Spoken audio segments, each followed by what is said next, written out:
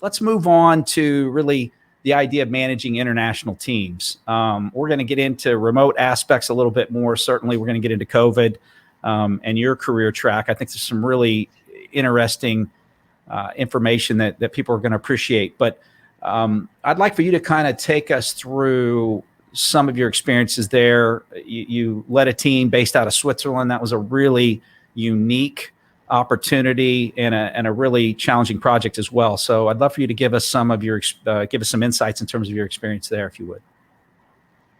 Sure. So I transferred from the U.S. headquarters of my former employer to the Swiss global headquarters, and so I had on my team. Then I had a Canadian person, a Swiss person, an Italian person. I also was the primary contact for our Japan regional manager, as well as our China registration agents. And so our team was responsible for APAC, MENA, the EU and Eastern European countries. So we had our 70 plus countries. And so as far as the people side, which is always the most important in leadership, is our most important responsibility is to our team.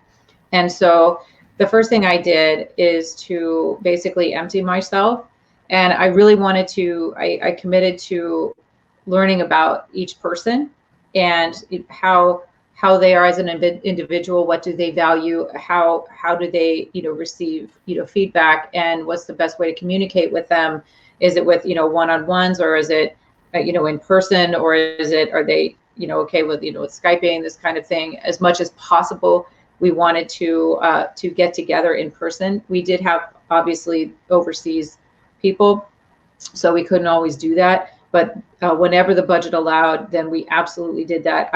That is the most important thing, is face-to-face contact. It is absolutely worth the money. I know travel budgets get tight, but having that face-to-face contact is so important from a human standpoint, from a cultural standpoint. That's how people bond. So it's really important to have that personal contact. If we don't have that, then to definitely have one-on-ones with no phone, no distractions, no nothing, and you really focus just on that person. And always, the door is always open, the Skype is always open, or whatever tools you're using for communicating. Very important. So as a leader, if I were to say just hired right now, what I'd want to do is I want to go spend a month with them and then work day to day with them. I'd want to go out with them, go out together, get to know people. Certainly in international markets, people are much more social, and it's the cultural value is very important. Like in Europe, it's very common for people at the end of a workday to go down to the kitchen area and then go have a beer, and they'll have what's called an apéro.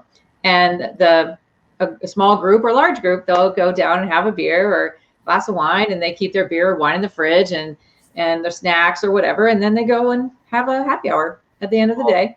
I mean, that sounds pretty awesome. Now, I don't want anybody in my office. I guess it's after hours, so they're all gone. So okay, all right. Cheers. There we go. No, that's, even in terms of, in Italy, everything shuts down after lunch, typically for an hour. People take naps, people take time away to go relax. So I think that's certainly important in terms of those cultural differences.